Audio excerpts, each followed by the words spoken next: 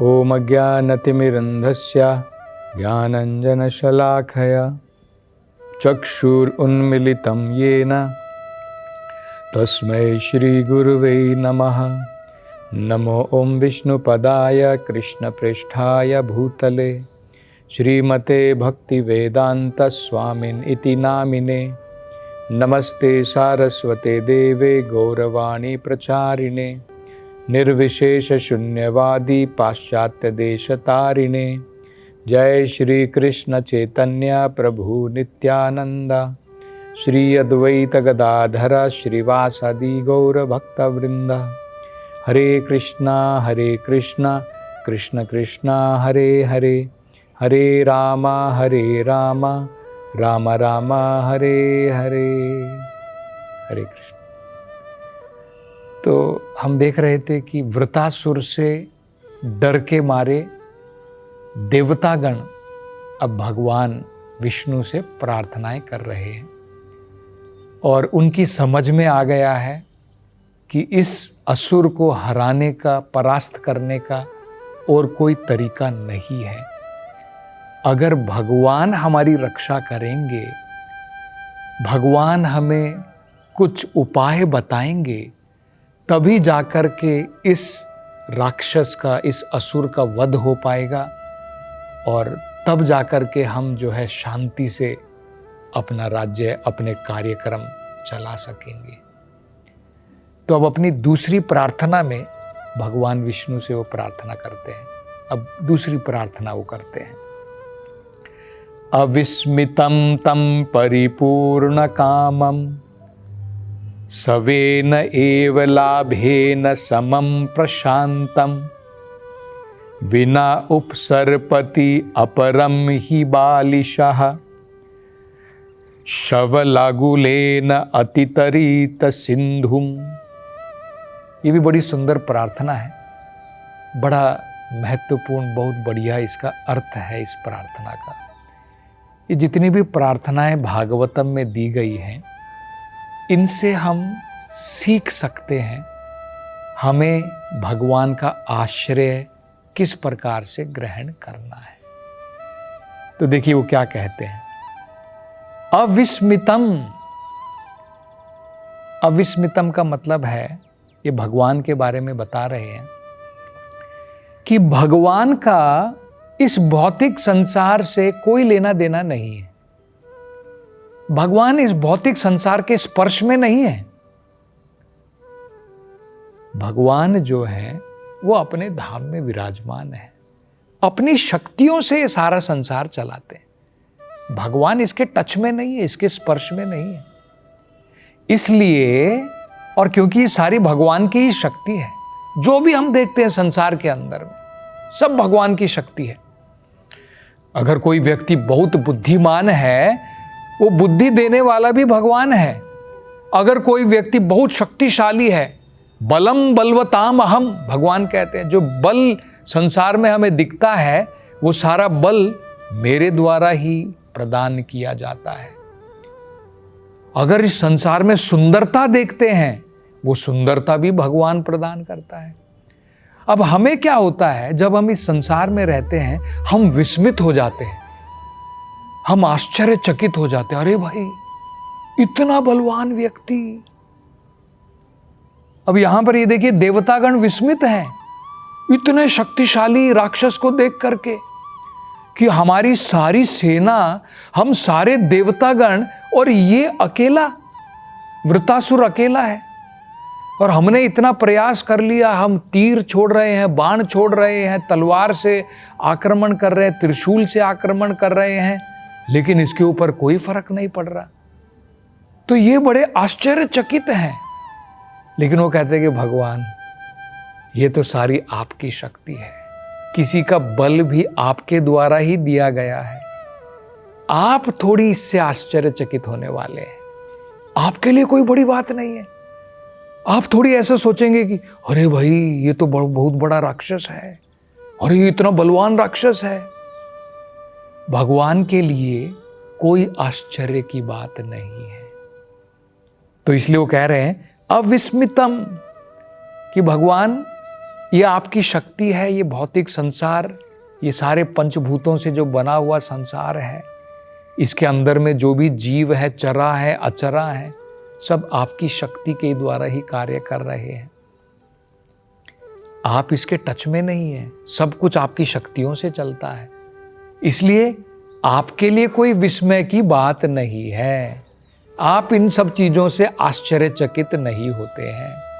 तो ये समझना बहुत महत्वपूर्ण है, क्योंकि हम लोग सोचेंगे कि भाई अरे मैं बड़ा बुद्धिमान व्यक्ति हूँ, भगवान भी मेरी बुद्धि के द्वारा आश्चर्यचकित होकर के कहेंगे कि भाई वाह क्या विद्वान व्यक्ति है। अरे भाई हमारा क्या ज्ञान है, एक पानी के बूंद जितना ज्ञान है। हम लोग छाती इतनी बड़ी फुलाते हैं मानो हमें सारे संसार का ज्ञान है। तो भगवान कोई आश्चर्यचकित होने वाले नहीं है। हमारी बुद्धि को, हमारे ज्ञान को देख करके, एक बूंद मात्र को देख करके भगवान क्या आश्चर्यचकित होंगे। सब कुछ उनका ही तो दिया हुआ है। हम मूर्खता से ऐसे सोचते हैं कि मेरे टैलेंट के द्वारा भगवान आकर्षित होंगे। अरे मैं इतना सुंदर हूँ, मैं इतना धनवान हूँ, मैं इतना वीर हूँ। भगवान कोई आश्चर्यचकित होने वाले नहीं है। तो ये समझना महत्वपूर्ण है। इसलिए वो देवतागण यहाँ पर कह रहे हैं अविस्मितम, भगवान आप इस भौतिक संसार की किसी भी कार्यक्रम से, किसी भी वस्तु से आप आश्चर्यचकित होने वाले नहीं हैं। परिपूर्ण कामम, हे भगवान हम तो अपनी इच्छाओं को पूरी करने के लिए दूसरों के ऊपर डिपेंडेंट हैं, दूसरों के ऊपर निर्भर हैं। हमें अपनी भूख भी मिटानी हो तो हम थोड़ी अपने आप अपनी भूख मिटा सकते। मान लीजिए आपको भूख लगी है और आपको कोई खाना नहीं देता है और आप सोचेंगे कि नहीं भाई मैं मन में सोच लूँगा कि मेरी भूख अपने आप मिट जाएगी। नहीं होने वाली है।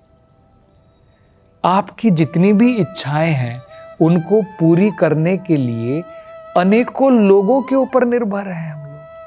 अपने पड़ोसियों के ऊपर निर्भर, अपने परिवार वालों के ऊपर निर्भर, अपने सगे संबंधियों के ऊपर, अपने मित्रों के ऊपर, नेताओं के ऊपर। किन किन लोगों के ऊपर हम निर्भर नहीं हैं। जानवरों के ऊपर भी निर्भर हैं। गाय हमें दूध देती है, कुत्ता हमारे घर की रखवाली करता है। हम हर एक प्रकार से निर्भर हैं। एकमात्र आत्मनिर्भर वो भगवान है। तो कह रहे हैं कि भगवान हम तो आपके ऊपर निर्भर हैं, आप तो आत्मनिर्भर हैं। हमारी रक्षा करने के लिए हमें तो आपके ऊपर डिपेंडेंट होना ही पड़ेगा, लेकिन आप आत्मनिर्भर हैं। तो वही कह रहे हैं परिपूर्ण कामम, आपको जो है आप हमेशा प्रसन्न हैं, संतुष्ट हैं। आपकी इच्छाएं आप स्वयं पूर्ण कर लेते हैं।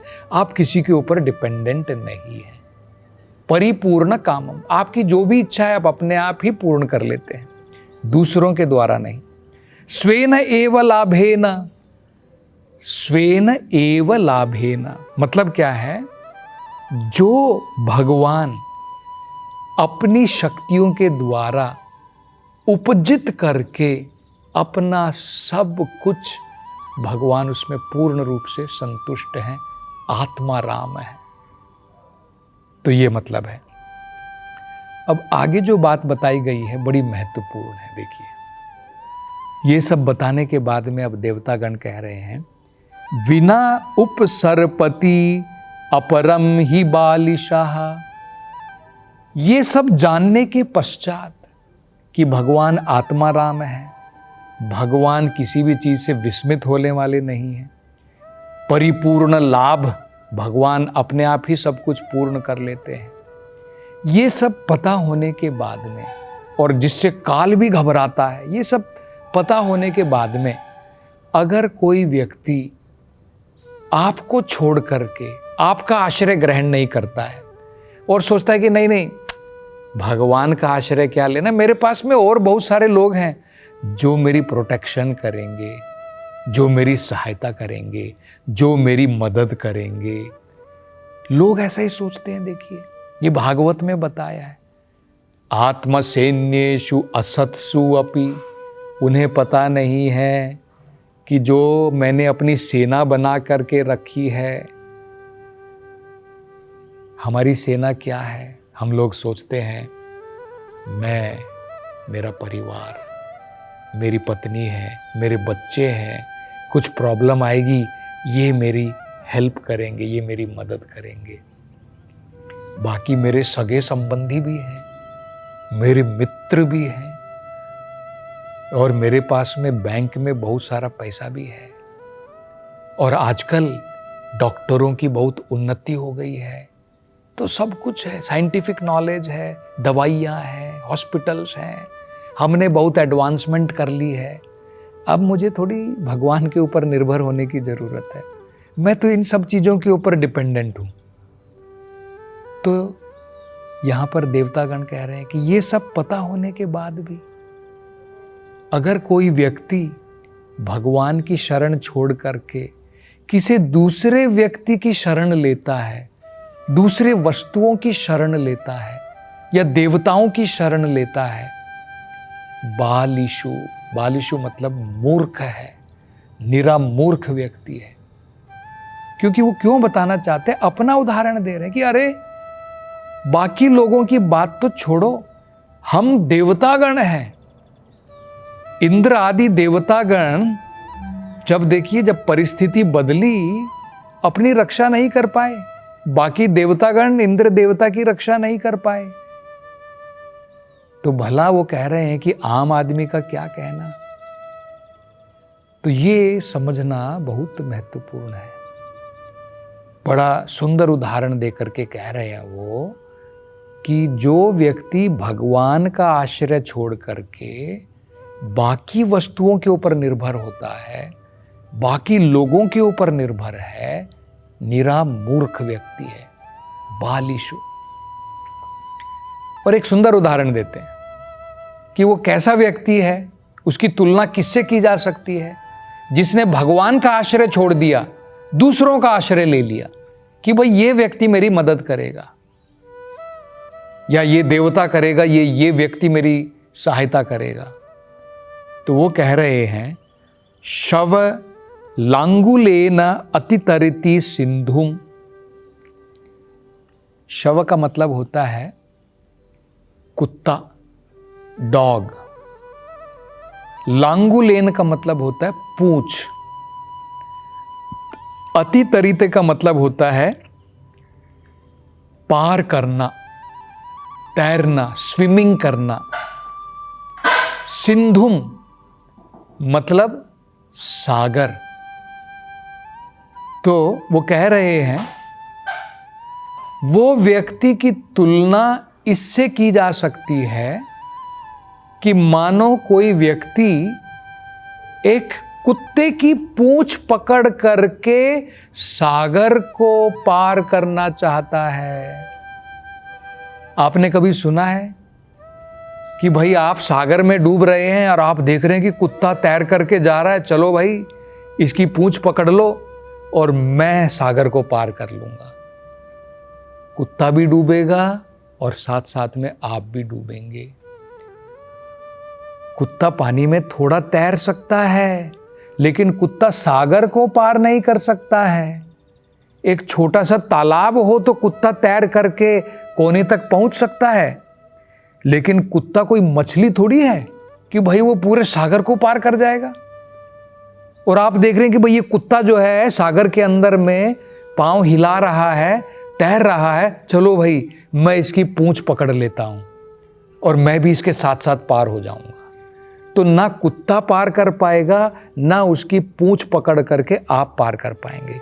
ये उदाहरण दिया है देवताओं ने उन मूर्ख लोगों के लिए जो भगवान को छोड़ करके, भगवान एक ऐसा जहाज है जिसका आश्रय लेकर के आप समुद्र को पार कर सकते हैं। कुत्ते की पूंछ को पकड़ करके आप सागर पार नहीं कर सकते, जहाज में बैठ करके आप सागर पार कर सकते हैं। तो ये उदाहरण उन लोगों के लिए दिया है जो मूर्ख हैं, जो भगवान का आश्रय छोड़ करके देवताओं का या किसी और व्यक्ति का आश्रय लेकर के सोच रहे हैं कि मैं सभी कष्टों से मुक्त हो जाऊंगा। वो संभव नहीं है। तो भागवत में देखिए कितना सुंदर उदाहरण दिया है कि भगवान, उनके चरण कमल, उनका आश्रय लेना एक जहाज के आश्रय लेने के बराबर है। और कैसा जहाज? हम बोलेंगे कि भाई ये संसार में तो जहाज भी टेम्परेरी है, उसका भी कोई पता नहीं है, बड़े से बड़े कंपनी के जहाज भी डूब जाते हैं, है ना। देखिए टाइटैनिक नाम का एक जहाज था, जिन्होंने टाइटैनिक जहाज बनाया था, ये बहुत पहले की बात है, 100 साल पुरानी बात है, जब पहली बार बहुत बड़ा जहाज बनाया गया था, पानी का टाइटैनिक जहाज। इसकी अगर आप देखना चाहते हैं तो आप टाइटैनिक मूवी भी देख सकते हैं, जिसके विषय में वो एक फिल्म भी बनाई गई है। तो उस जहाज के बारे में बताया जाता है, जिन्होंने ये जहाज बनाया था ना, उन्होंने आर्टिकल में देखिए क्या लिखा था न्यूज़पेपर में, ये टाइटैनिक जहाज ऐसा है भगवान भी नहीं डुबा सकता है, even God can not sink, भगवान भी इसको डुबा नहीं सकता, इतना बढ़िया हमने बनाया। देखिए और क्या हुआ, पहली जर्नी में, पहली यात्रा में इंपॉर्टेंट लोगों को ले करके डूब गया। संसार का जहाज इस प्रकार का है, लेकिन भगवान के चरण कमल वो ऐसा जहाज है जो कभी आपको डूबने नहीं देंगे। ये श्लोक आता है, देखिए, समाश्रिता ये पद पल्लव प्लवम। समाश्रिता मतलब पूर्ण रूप से आश्रित हो जाइए, किनके? पद पल्लव प्लवम। पद पल्लव मतलब चरण कमल। तो ये चरण कमल क्या है? प्लवम है, एक नाव है, एक जहाज के बराबर है। महत पदम, और ऐसा मत सोचो ये कदम आपको डुबा देंगे, महत पदम है ये।